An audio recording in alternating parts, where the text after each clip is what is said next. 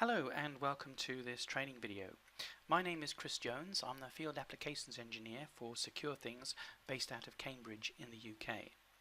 What I'd like to do today is show you our new Embedded Trust tool, particularly targeted at the Microchip SAM L11 device.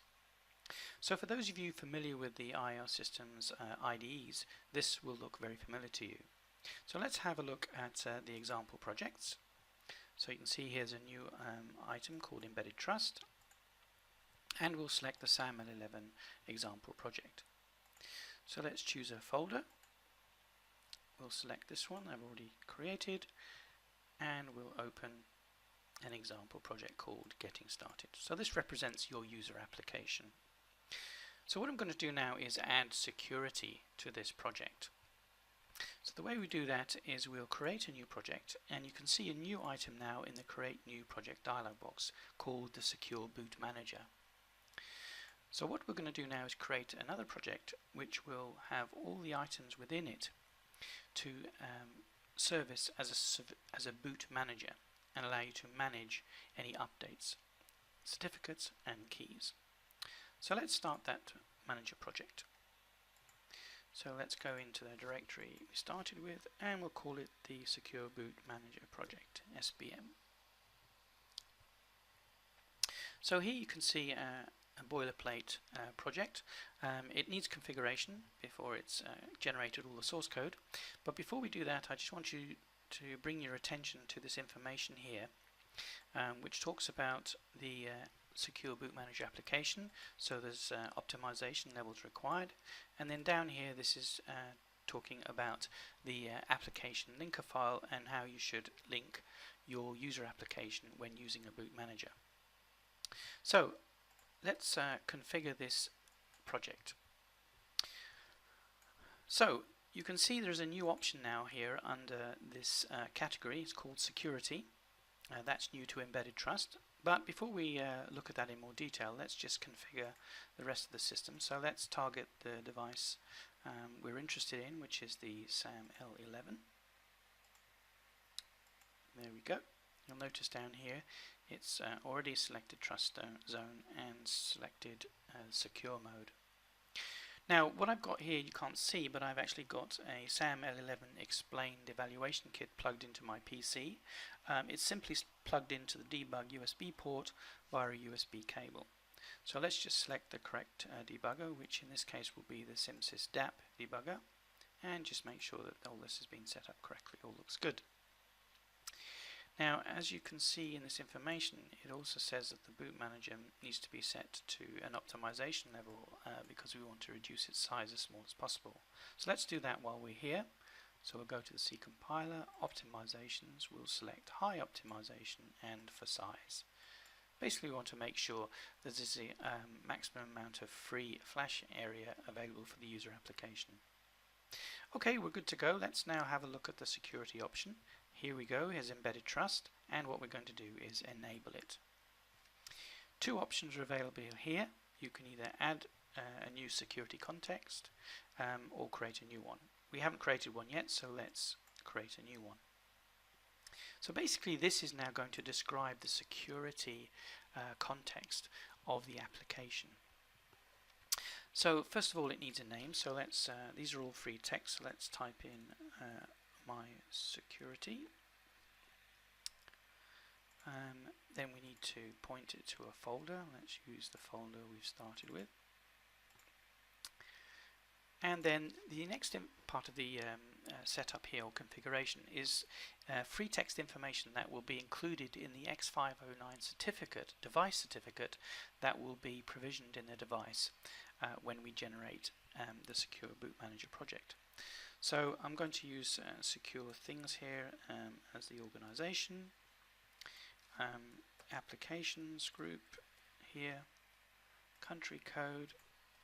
We're based in the UK, so let's go for United Kingdom, Cambridge, and CAMS. So, next category. Here we have some security settings. One is the number of certificates required. Now generally you have 3 certificates is quite common in a chain of trust, But here, because the SAM 11 has 64K of flash, and we want to try and maximize that flash for the user, we're going to limit this to 2 certificates. So that's basically a device certificate and a root certificate. Those certificates, or the device certificate should I say, has a serial number inside it, and we can use either the silicon ID to create that serial number, or we can actually generate a random number for you in the tool. But let's take the number from the device. That will simply bind the X502 securely to the silicon inside the chip.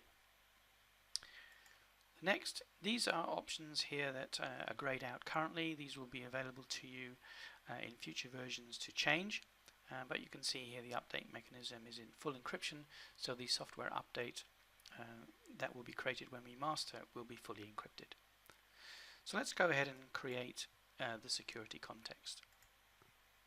So you may be able to see here it says my security profile default. So this is the profile that has been set up by stepping through the GUI. But let's actually edit it and have a look at it in a bit more detail. So you can see here some provisioning information. So this is where you may want to disable the debug port and also lock down the chip once you've provisioned the boot manager into the device. You need to be careful with that, of course. Secure boot manager configuration. This is basically all reporting features that you can add. We've set those to false again because we want to keep the code down as little as possible. So let's have a look at the identity. So this is the certificate chain now. So you'll see here the 2 certificates, the root certificate. We can actually have a look at that, and you can see it's basically populated all the information we put in with the GUI, and there's some validity dates which will be set when the device is provisioned. More importantly, let's have a look at the device certificate. So let's edit that. You can see here it's put in Secure Thingz as the organization. It will update the validity during the provisioning process, so when we actually provision the board it will actually put the start date in there, and there's a common name for the certificate. You can actually look at the raw PEM file if you wish. You can see here the certificate as expected. These can be read out using online free tools that will pull in this PEM file and show you all the X509 information if you wish to see that in more detail. Okay, so let's close this up. You can look at security defaults. Again, these are grayed out currently, and the software update. So this is the actual, once we've done the mastering process, here you can see its default set to greater than current, because it actually will look, the boot manager will look at the version of the new software update that has been installed and check it against whether it's greater than current and determine whether it should install it or not. There's some options here, no checking, which is good for development phase, and you can have greater than or equal. So we'll just set it to greater than current. Okay, I think we're good to go. So what we're going to do now is we're going to provision this boot manager that we've configured, which basically means program it into the explained kit. You can see here's the boot manager here. All this source code is open source. You can look at it and edit it as you wish. So let's now provision it into the board. So you'll see in Embedded Trust there's this new tab up here called Security, and it has some options. Let's now provision or program this boot manager into the device.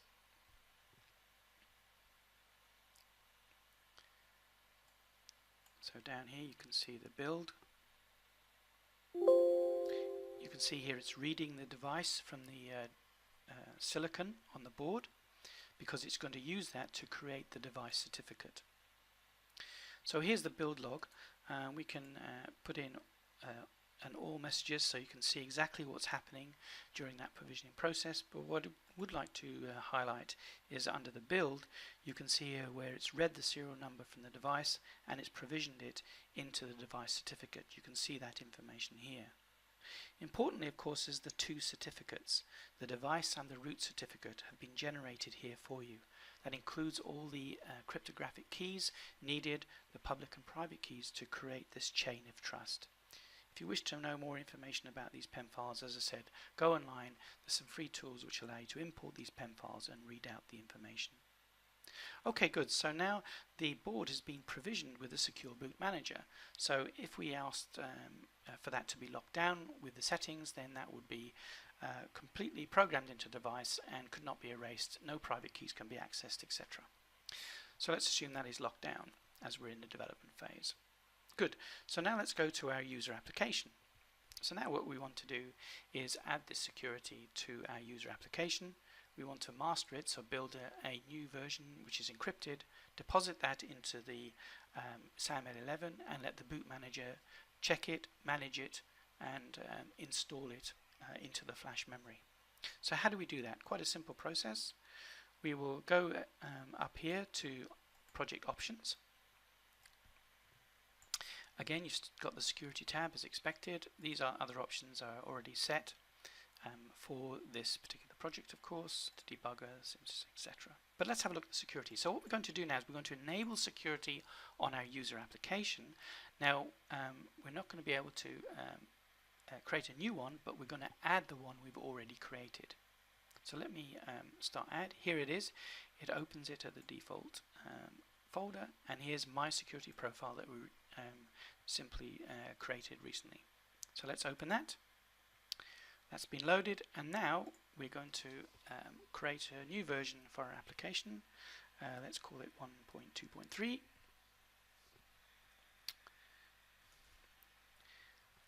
And let's create the application.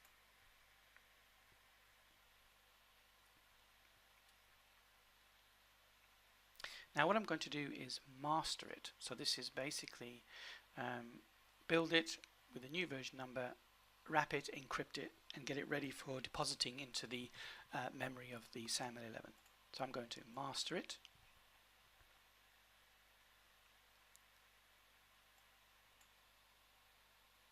So you can see the build process here. And you can see here version 1.2.3 has been produced. And this is the software update file.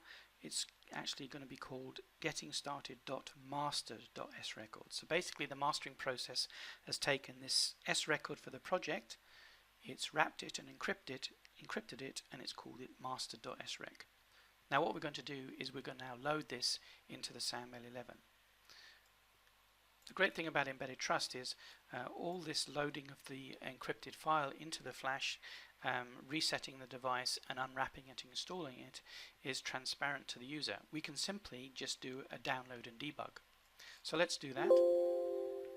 It'll download the new image which has been encrypted, deposit it in the correct location. The boot manager will be reset. It will check the location for a new updated software. Obviously it will find one. It will then look at that file, check that it's correct version.